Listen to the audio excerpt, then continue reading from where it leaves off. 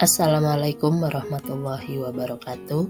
Saya Rini Astuti, SPD SD, calon guru penggerak dari SD Negeri 01 Randu Dongkal di angkatan 7. Di sini saya akan menyampaikan demonstrasi kontekstual modul 1.1 strategi dalam mewujudkan pemikiran Ki Hajar Dewantara yang berfokus pada pendidikan yang berpihak pada murid.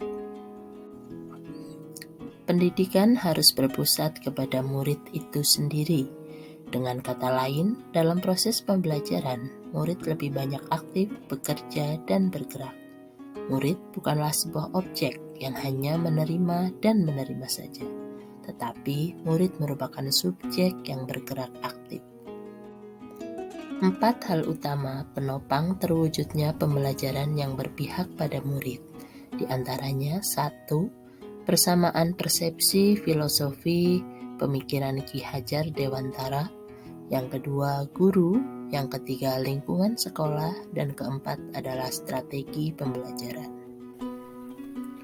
Menurut Ki Hajar Dewantara, pendidikan yaitu menuntun segala kodrat yang ada pada anak-anak agar mereka dapat mencapai keselamatan dan kebahagiaan yang setinggi-tingginya, baik sebagai individu maupun anggota masyarakat.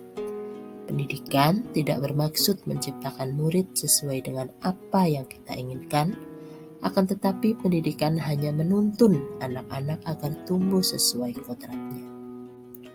Ki Hajar Dewantara menjelaskan bahwa dasar pendidikan anak berhubungan dengan kodrat alam dan kodrat zaman. Kodrat alam berkaitan dengan sifat dan bentuk lingkungan di mana anak berada, sedangkan kodrat zaman berkaitan dengan isi dan irama. Sebagai guru, kita tidak bisa menghapus sifat dasar anak. Yang bisa dilakukan adalah menunjukkan dan membimbing mereka agar muncul sifat-sifat baiknya, sehingga menutupi atau mengaburkan sifat-sifat jeleknya. Selain itu, guru harus membekali keterampilan kepada siswa sesuai zamannya agar mereka bisa hidup, berkarya, dan menyesuaikan diri. Dalam mewujudkan pendidikan yang berpihak pada murid, guru merupakan ujung tombak dan nahkoda yang memegang peran penting bagaimana membawa para muridnya dalam sebuah kapal besar bernama pembelajaran. Untuk itu, guru harus berperan sebagai pamong dalam memberi tuntunan dan arahan agar anak dapat menemukan kemerdekaan dalam belajarnya. Guru juga harus mendidik anak dengan cara yang sesuai dengan tuntunan alam dan zamannya sendiri. Guru juga harus mampu melaksanakan semboyan Ingarso Sung Tulodo ing madya mangunkarso tutwuri handayani. Selain itu, guru harus memiliki nilai-nilai sebagai penggerak pembelajaran, yaitu mandiri, reflektif, kolaboratif, inovatif, dan berpihak pada murid. Sekolah adalah ladang tempat tumbuhnya benih-benih pendidikan. Sekolah harus menjadi ladang subur dan kondusif bagi para murid untuk tumbuh dan berkembang sesuai dengan kodratnya. Untuk mewujudkan pendidikan yang berpihak pada murid, lingkungan sekolah hendaknya dilakukan penataan yang terbaik.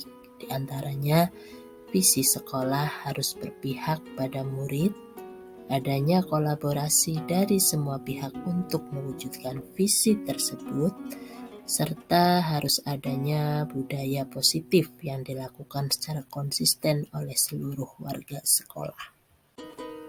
Strategi pembelajaran merupakan salah satu faktor yang bisa mewujudkan pendidikan yang berpihak pada murid.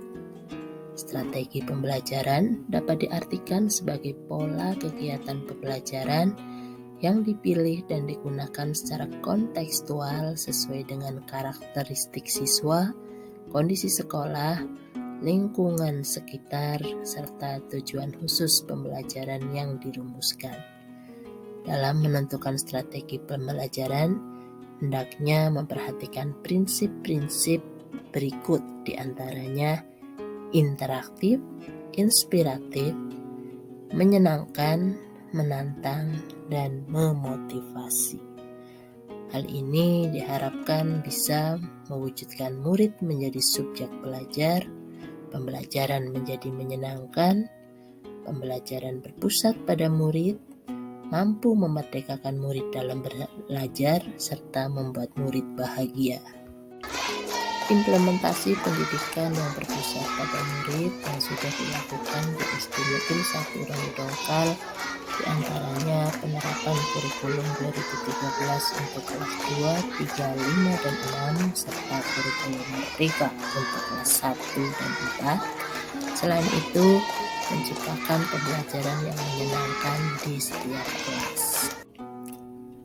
Pelaksanaan pendidikan yang berpihak pada murid di kelas 3 yang sudah saya lakukan, diantaranya murid menjadi subjek belajar, murid mampu bekerja sama dalam kelompok, guru menjadi fasilitator pembelajaran, serta murid merasa bahagia saat belajar di kelas. Selain itu, menciptakan merdeka belajar untuk anak kelas 3, menjadikan lingkungan sebagai sumber belajar, melatih siswa untuk mandiri, serta mengembangkan bakat murid sudah berusaha diterapkan di kelas 3. Penanaman pendidikan budi pekerti untuk mengolah cipta, rasa, dan karsa siswa dilakukan dengan kegiatan yang meningkatkan nilai-nilai religius dan nilai-nilai kepedulian dengan sosial serta kepedulian dengan lingkungan yang ada di SD Negeri 01 Randu Dongkal. Tantangan dalam penerapan pemikiran Ki Hajar Dewantoro. Yang pertama, belum semua guru mampu menerapkan pemikiran Ki Hajar Dewantoro dalam pembelajaran di sekolah. Yang kedua, guru kurang berusaha mendorong anak didiknya untuk aktif sehingga anak didik terbiasa menjadi pasif.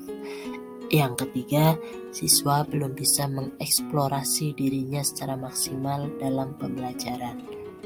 Dan solusi yang bisa diterapkan dalam pemikiran Ki Hajar Dewantoro, salah satunya dengan membuat suatu rancangan dasar pengajaran dengan basis dan semboyan Ki Hajar Dewantoro, mencoba sistem pengajaran tersebut dan mengevaluasi hasilnya.